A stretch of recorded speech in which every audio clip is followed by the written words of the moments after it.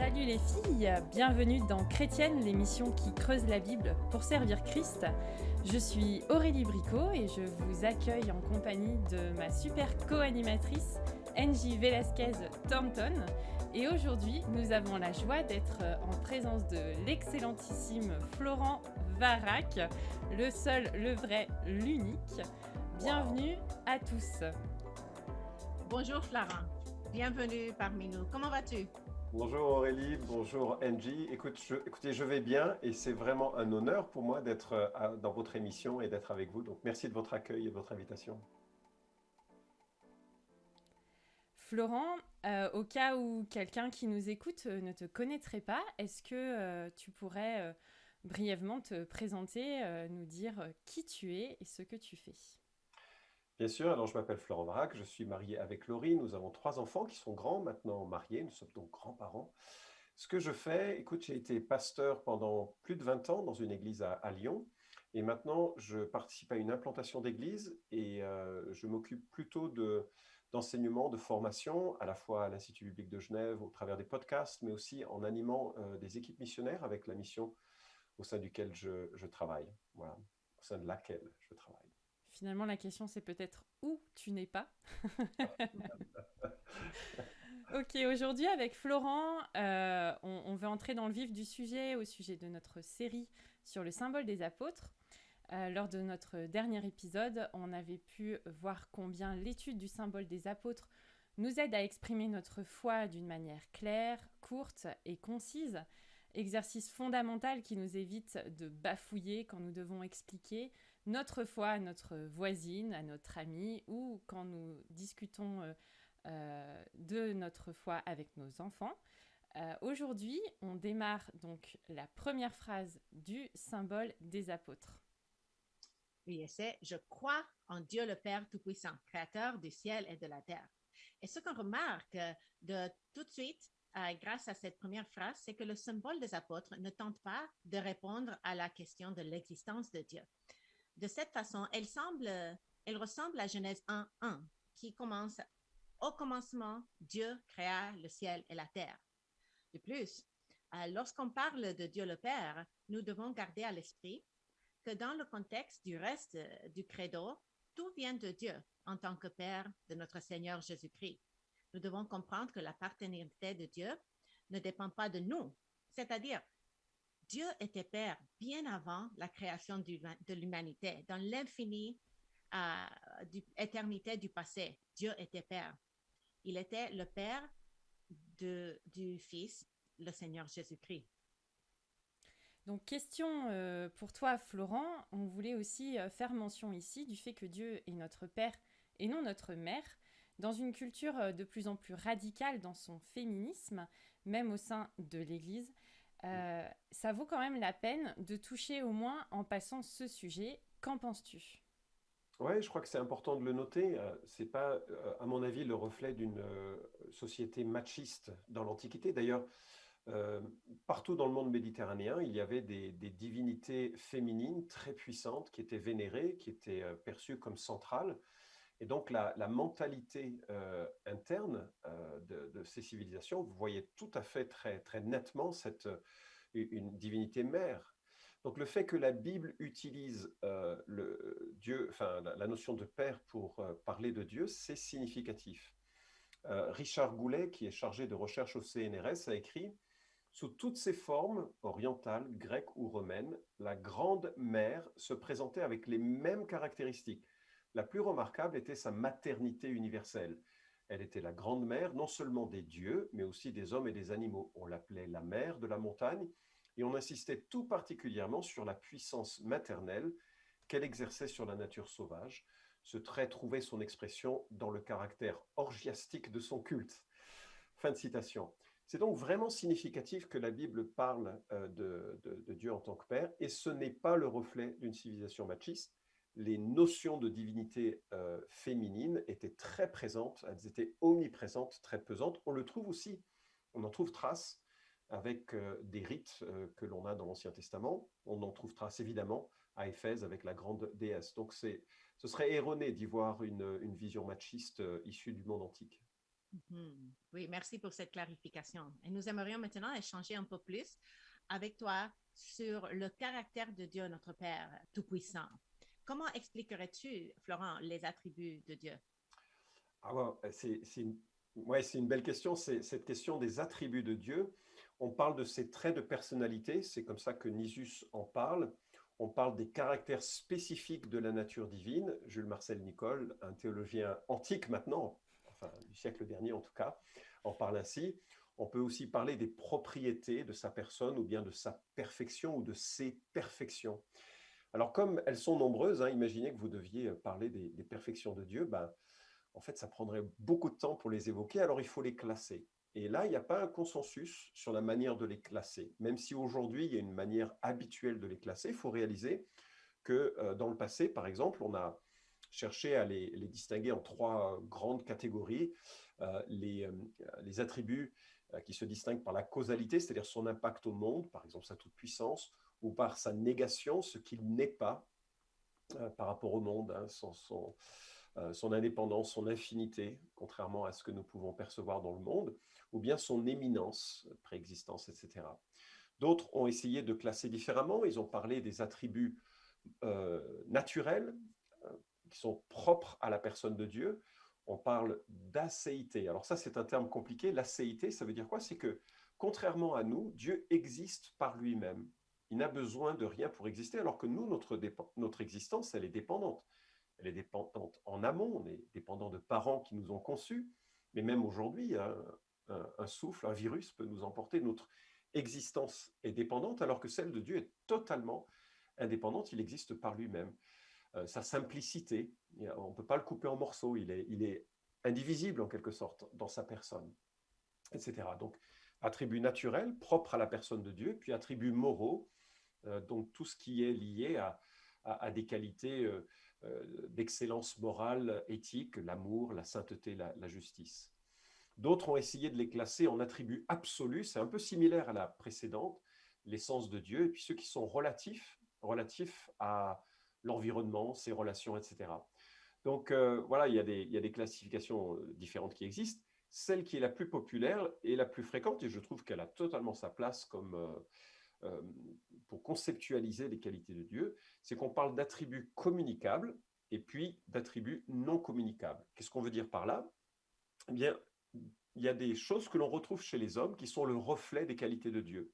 Et en ce sens, on parle dans la personne de Dieu de ses attributs communicables. Par exemple, les hommes sont capables d'aimer un peu, pas les hommes et les femmes, hein, sont capables d'aimer un peu.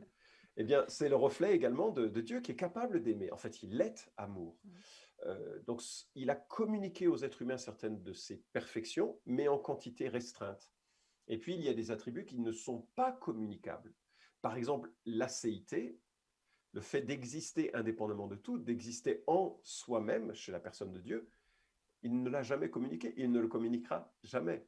Nous serons à jamais dépendants de lui pour vivre, même dans l'éternité. Et donc, c'est assez intéressant de le voir ainsi. Alors, moi, j'ai une autre classification, mais c'est parce que j'aime bien être l'enfant rebelle dans des situations comme celle-ci. Mais ce n'est pas vraiment une classification, c'est que lorsque j'ai enseigné sur la personne de Dieu, quand on parle de deux grandes catégories d'attributs, c'est énorme en fait. Et donc, ça prend beaucoup de temps.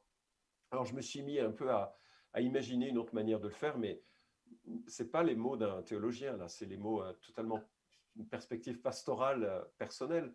Mais je pense qu'il y a des attributs qui sont ceux de l'existence. Euh, Dieu qui existe indépendamment de la création. Notamment, on a parlé d'acéité, ça en fait partie, de sa simplicité, ça en fait partie.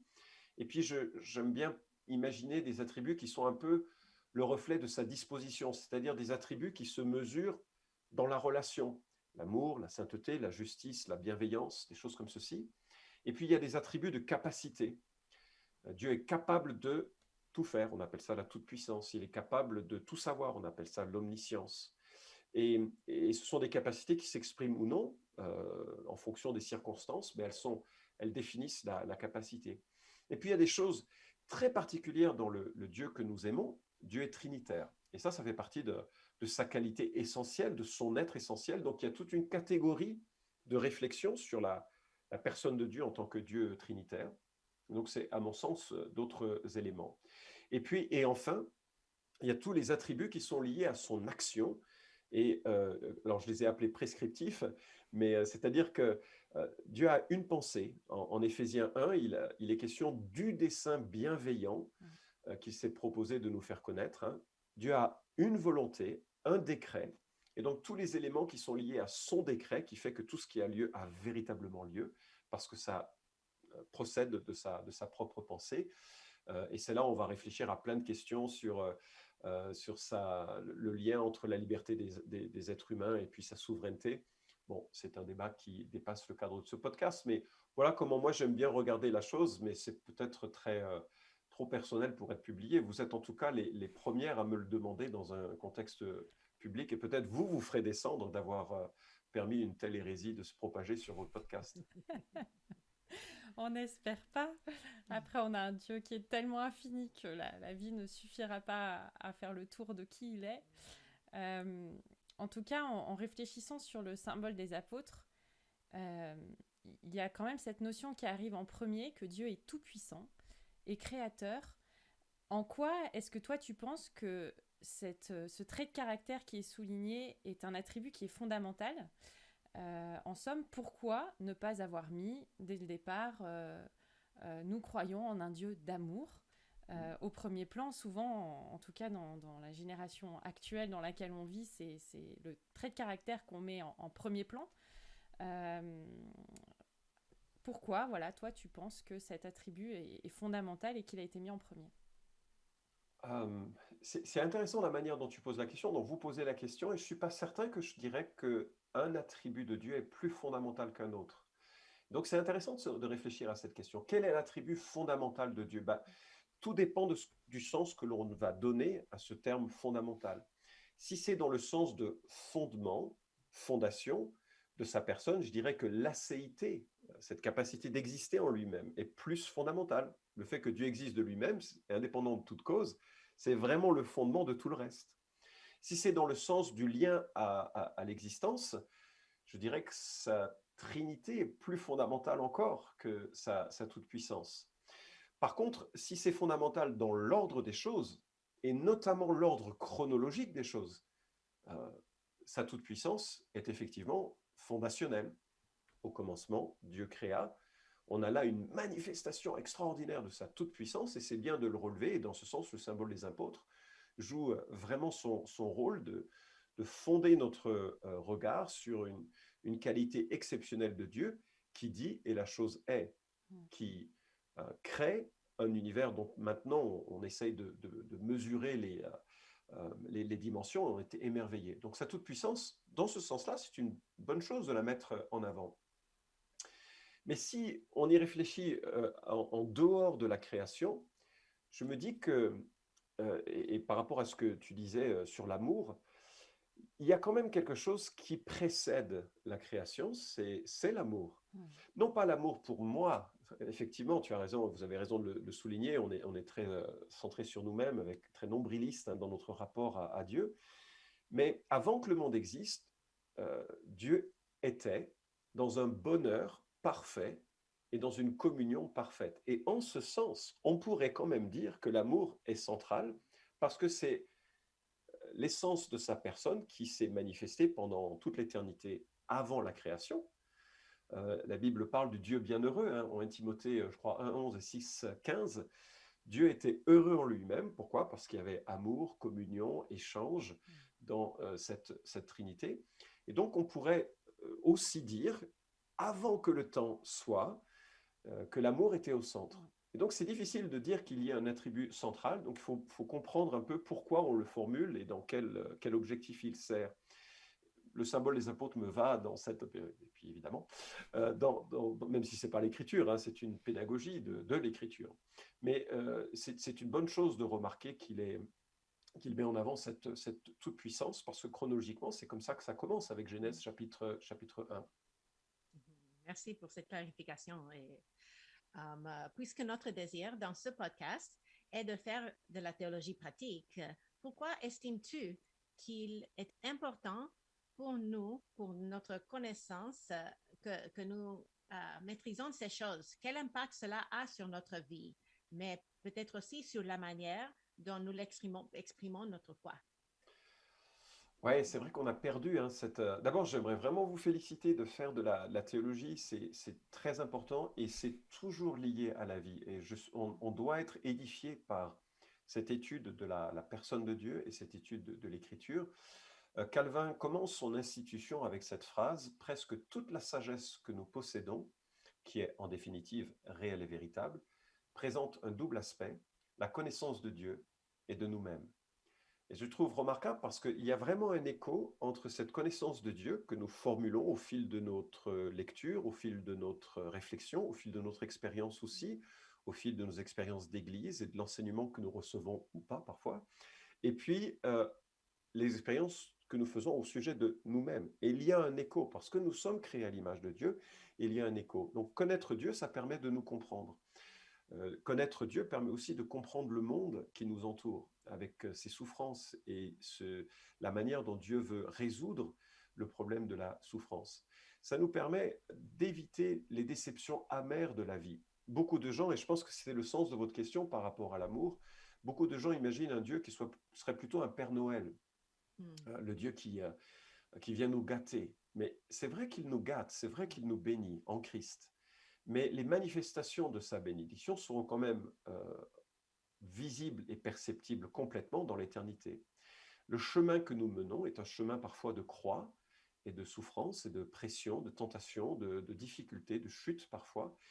Et le fait de comprendre Dieu nous permet de réaliser qu'on est dans un champ d'entraînement, dans un camp d'entraînement et sur un champ de guerre en quelque sorte, spirituel, hein, bien sûr, je parle là, ici, et de comprendre que Dieu veut faire émerger en nous la personne de Christ, toute la théologie en fait de qui est Dieu dans une vie, eh bien ça nous vient de l'étude de la Bible, de l'étude de la théologie, de l'étude de la personne de Dieu. Et ce sera ma dernière remarque, merci de votre patience, la dernière remarque que je ferai, c'est que les grandes leçons théologiques que nous avons dans la Bible et dans le Nouveau Testament sont parfois des illustrations à bien vivre.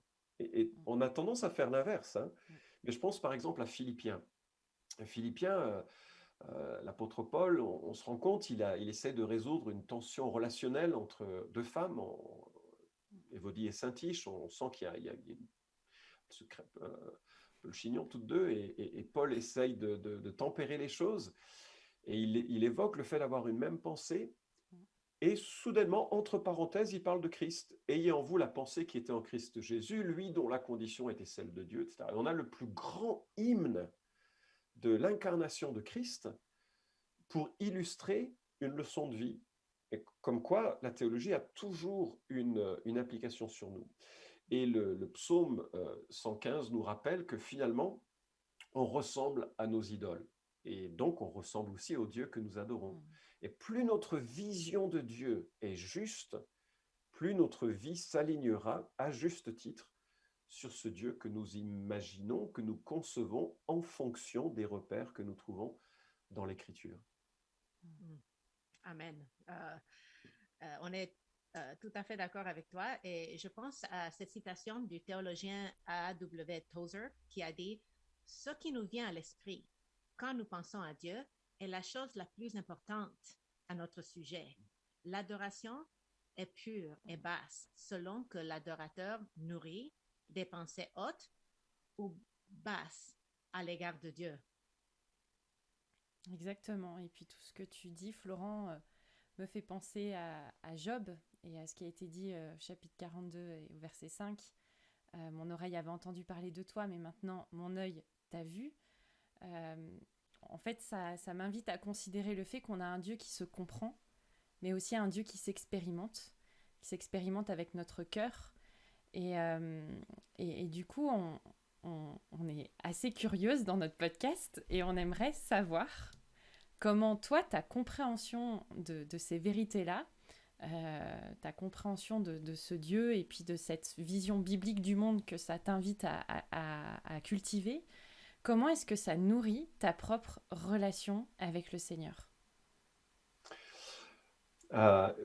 Écoute, d'abord, moi, je remarque, enfin, vous avez raison, je remarque que les théophanies donc les manifestations de Dieu dans l'Ancien Testament, les manifestations tangibles de Dieu sous les traits souvent humains de Dieu dans l'Ancien Testament, s'accompagnent de la situation dans laquelle la personne à qui Dieu se présente se trouve. Et donc, Abraham en pèlerin, ben, il y a un voyageur qui passe. Enfin, il y a plein de ce genre de choses comme ça. Josué, à la veille d'une conquête, eh bien, il y a le capitaine de l'armée qui se présente et on voit que c'est le Christ préincarné qui est là. Donc, Dieu se présente toujours à nous dans notre réalité. La notion d'incarnation pèse fortement dans l'interaction que Dieu a vis-à-vis de nous. Il utilise un langage qu'on peut comprendre, il se présente de façon à ce qu'on puisse le comprendre. Et je crois qu'il faut vraiment avoir cette idée que la théologie s'inscrit dans notre vie. Et moi, je me souviens, enfin, tu as cité Job chapitre 42, et ce verset qui conclut une lutte absolument terrible que Job avait avec lui-même, avec ses amis et avec Dieu en même. Et au fil du temps, alors que cet homme s'est fait accabler de plein de maux, quand Dieu se présente à lui, il ne lui explique rien, mais il le bombarde de questions. Et en fait, je me dis, au départ, ça semble cruel parce que Dieu aurait pu lui dire, écoute, Job, il y avait un deal avec le diable, mais je savais que je pouvais compter sur toi, et on ne trouve rien de tout ça. Mais Dieu le bombarde de questions et finalement, il commence à dire, ah oui, mais en fait, je comprenais rien, quoi. Et je me souviens que dans une étape de ma vie où j'étais assujetti à vraiment de grosses difficultés personnelles, où j'ai dû jeûner, prier, m'éloigner, prendre du temps, où j'avais l'impression que je lâchais l'affaire, même dans ma relation avec Dieu. Et c'est cette réalisation que l'un des attributs de Dieu, qui est le moins souvent mis en avant aujourd'hui, à savoir son incompréhensibilité, qui m'a sauvé. C'est-à-dire de réaliser que je ne pouvais pas comprendre Dieu dans l'ensemble de ce qu'il est, mais que je pouvais le connaître, et que ça, c'était suffisant. Et c'est un peu la réalisation de Job ici. J'avais entendu parler, je savais que tu existais, je ne comprenais pas toutes les dimensions, je ne comprendrai jamais toutes les dimensions. Mais mes yeux t'ont vu, je te connais. Et vous êtes mariés, mesdames, donc vous savez que l'on peut connaître son conjoint sans toujours le comprendre, et vice-versa.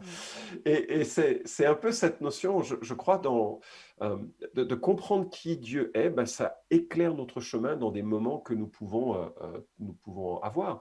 Le fait que Dieu soit immuable dans sa morale, on va dire, c'est quelque chose qui est super important quand on doit faire des choix moraux. On se dit, mais Dieu ne changera jamais d'avis, il ne fera pas des exceptions pour moi.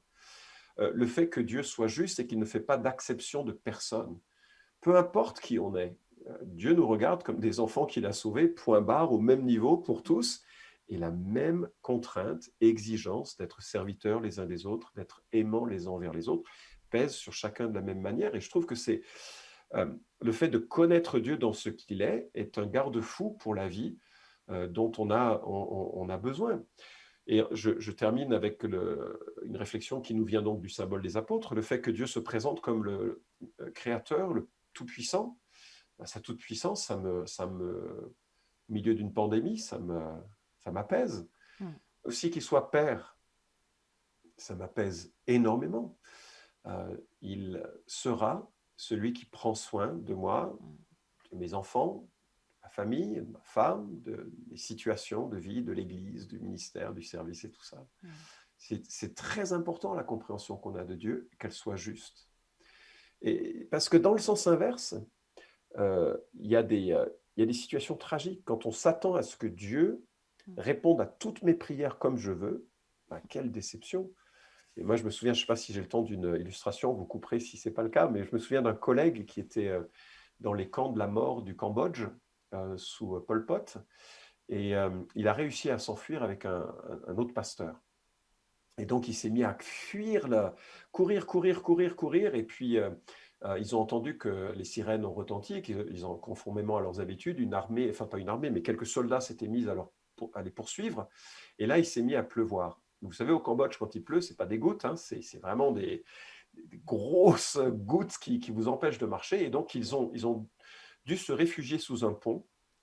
Et là, pendant 3 jours et 3 nuits, ils ont supplié Dieu que Dieu fasse en sorte que la pluie cesse.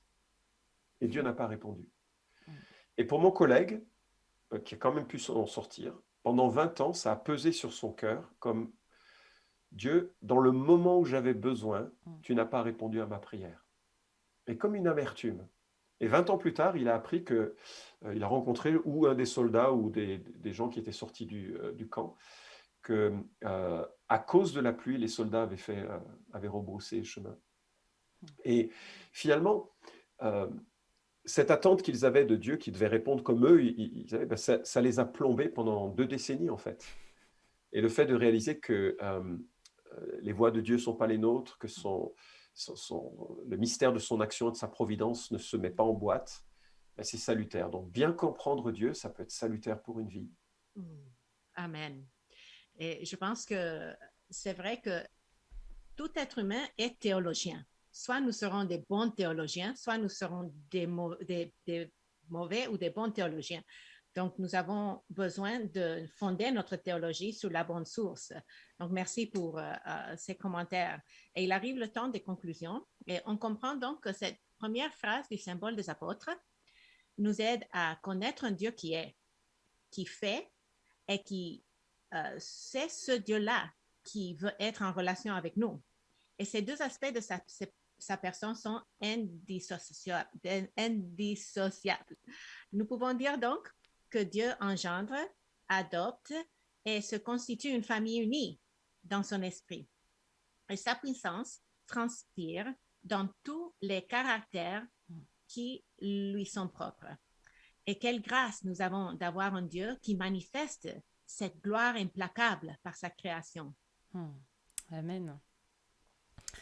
Avant de te poser une dernière question fatidique, est-ce que tu aurais des ressources à conseiller à nos auditrices sur le sujet? Parce que là, tu nous as mis l'eau à la bouche, mais on a vraiment envie d'aller plus loin. En français, de préférence, mais on a peut-être des auditrices qui maîtrisent l'anglais et puis d'autres langues. Mais voilà, dis-nous un petit peu tes pépites. Oui, alors l'une des grandes pépites que je recommande, ce sont Les Idoles du cœur de Timothy Keller. C'est un livre très facile d'accès, mais qui montre combien notre vision de Dieu va façonner notre vie. Et donc, ce serait un très bon livre pour commencer. En plus, il est vraiment facile à lire, mais peut-être l'un des meilleurs livres que j'ai lus ces 10 dernières années. Enfin, un livre que je mettrais facilement en avant. Un autre serait plus classique, Connaître Dieu de Packer. Il a longtemps été un peu le livre de référence sur la personne de Dieu, une manière de rentrer dans le sujet. Un peu plus technique, mais tout aussi important, celui de Gerald Bray, La doctrine de Dieu, publié chez Excelsis, donc aussi un très bon livre. Et puis, alors, mais là, ce sera la doctrine donc de la personne de Dieu, où là, il parlera de ces notions d'attributs plus en détail, avec plus de précision. Donc, ce sera les paroles d'un théologien et pas d'un pasteur ou blogueur que vous invitez. Et puis, un dernier livre, pour le coup, qui m'a émerveillé et qui est assez surprenant, c'est celui de Piper, qui s'intitule Les plaisirs de Dieu. Et dans ce livre, il part d'une citation, je ne me souviens plus de qui dit que la grandeur d'une âme se mesure à l'objet de son amour. C'est effrayant quand on y réfléchit. Ce que vous aimez définit ce que vous êtes et la grandeur de votre âme. Et fort de cette citation, Piper s'est intéressé à l'idée, mais qu'est-ce que Dieu aime? Et il a relevé un certain nombre d'amours de Dieu, des choses que Dieu aime. Et moi, quand j'ai lu ce livre, j'ai été juste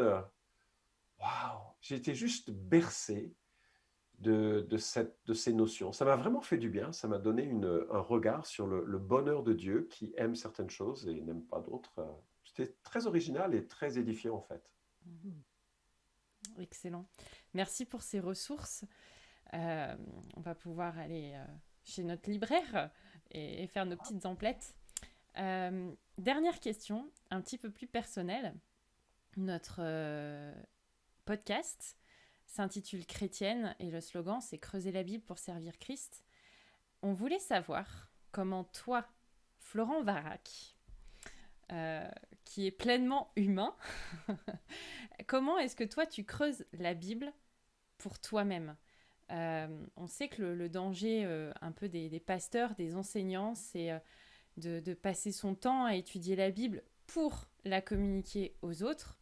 Est-ce que toi, tu as une sorte de rituel bien à toi qui te permet de pas, on va dire, rater le coche de ton petit temps avec le Seigneur? Est-ce que tu accepterais de nous livrer tes petits secrets? Je vous livre tous les secrets que vous voulez, mais ça se passe cher en café. Donc j'espère qu'en occasion, on pourra être en présentiel. Mais en fait, je n'ai pas grand-chose d'original. Mon rituel quotidien, alors je suis aussi dans une situation privilégiée parce que j'ai plus d'enfants qui traînent à la maison, hein, donc ça joue aussi sur la liberté que l'on a. Mais je me lève le plus tôt que je peux, et puis c'est douche, café, Bible et prière, dans cet ordre. Ok. Parce que sinon, je ne suis pas réveillé si les 2 étapes précédentes n'y sont pas là. Et j'essaye de lire la Bible dans son ensemble une fois par an, peut-être parfois 2 fois par an, mais c'est plutôt rare. Mais voilà, généralement, je lis sur 4 livres à la fois, 2 dans l'Ancien Testament, 2 dans le Nouveau Testament. Pardon. Je suis désolé. Donc j'essaye de lire dans 4 livres de la Bible à la fois, 2 dans l'Ancien Testament, 2 dans le Nouveau Testament. Et donc je parcours quand même le Nouveau Testament plus souvent que l'Ancien Testament, mais ça me permet d'associer un petit peu ce que je lis, les textes les uns aux autres. Après, j'ai essayé, mais je n'ai pas été très fidèle, de traduire un évangile. Donc là, c'était 1 ou 2 versets par jour. Mon grec est quand même assez rouillé, mais c'était juste pour me forcer à m'immerger de nouveau, réfléchir au sens. Et, et puis, je crois aussi qu'il y a eu des périodes où j'avais besoin d'autre chose. Donc, quand j'étais jeune leader, jeune converti, quand je passais de jeune converti à jeune leader, j'ai recopié le Nouveau Testament, je crois, 2 fois. Alors, pas tout le Nouveau Testament, absolument, mais l'essentiel du Nouveau Testament, en recopiant les versets par thème théologique. Donc, à l'époque, il n'y avait pas beaucoup de livres sur la doctrine de Dieu, sur la doctrine en général. Et donc, j'avais un classeur, et chaque fois que je lisais un verset qui parlait d'un thème, soit il était déjà dans le classeur et je le recopiais sur cette page, soit j'ouvrais une nouvelle page avec un nouveau thème. Et j'avoue que ça a été vraiment formateur pour me faire prendre conscience de la richesse de l'écriture et de l'unité de ces thèmes. Et puis, j'essaye de plus en plus de le faire. Je crois qu'il y a une grande valeur de préparer des messages comme un acte d'adoration et de réaliser que si j'étudie, ce n'est pas simplement pour donner à d'autres, même si ça va être ça aussi, mais c'est aussi pour édifier mon cœur, ma vie avec le Seigneur. Et je veux vraiment le faire de façon consciente. C'est-à-dire que quand je prépare un message ou quand je prépare un podcast ou quand je prépare un enseignement, j'essaie qu'il y ait cet aller-retour entre Dieu et moi, enfin, entre ce que je découvre et la manière dont ça nourrit ma louange, ma prière, ou ma volonté que ça puisse percuter les cœurs comme je voudrais que ça percute mon propre cœur. Et j'ai remarqué qu'il y a quand même une manière de faire qui est une manière technocratique, détachée, professionnelle, entre guillemets, et qui n'est pas bonne. Et puis il y a une autre manière de faire qui est dit, j'ai un immense trésor que je dois partager, et je veux prier et vivre le fait de goûter à ce trésor moi-même, avant, un peu dans ce que Esdras et Néhémie pouvaient expérimenter en vivant ce qu'ils préparaient avant de l'enseigner. Et enfin, j'essaye de lire assez régulièrement des livres. Alors, je n'ai pas beaucoup de temps, donc ça doit être... je grappille des minutes ici et là, mais j'essaye de lire 1 ou 2 livres par mois qui me permettent d'ouvrir un peu ma tête, mon cœur sur des domaines où je ne suis pas forcément familier, que ce soit en missiologie, que ce soit dans des questions un petit peu plus fines de théologie. Parfois, je m'y perds parce que je ne suis pas un expert. Hein, je suis un gars vraiment un pasteur simple, donc parfois je m'y perds, mais ça me permet un peu de sortir de mon cadre de référence et d'approfondir et d'être émerveillé. Je me dis, waouh, on a quand même un Dieu immense et on a de quoi faire juste à le découvrir davantage et à découvrir son plan de salut. Merci beaucoup pour avoir partagé un peu ton cœur quant à ta vie de dévotion. Et nous voulons te remercier d'avoir été avec nous. Merci Aurélie. Merci aussi à Florent pour toutes tes recherches qui nous ont édifiés. Et Merci à on te vous. dit sûrement à bientôt dans notre podcast. Ce sera avec plaisir. Merci de votre accueil. Merci beaucoup Florent, merci les filles pour votre écoute. Si vous voulez en savoir plus ou que vous avez encore des questions à Florent, n'hésitez pas à aller fouiller dans toutes ces émissions d'Un pasteur vous répond sur toutpoursagloire.com. C'est sûrement votre question, elle doit être quelque part dedans, sinon vous pourrez lui poser et il se fera un plaisir de vous répondre. En attendant, nous, on va préparer la prochaine émission sur la suite de notre symbole des apôtres. Si vous voulez mettre des commentaires ou nous poser des questions par rapport à cet épisode, vous pouvez nous écrire à chrétienne@toutpoursagloire.com. Dans les références de cet épisode, vous aurez les livres que Florent nous a conseillés sur ce sujet. Et on est vraiment, vraiment reconnaissante de pouvoir avoir de la matière pour continuer d'adorer ce grand Dieu que nous avons et d'être si privilégiés de le connaître et de le connaître chaque jour un peu plus. Notre prière pour vous, c'est que vous puissiez grandir dans sa connaissance et on vous dit à bientôt!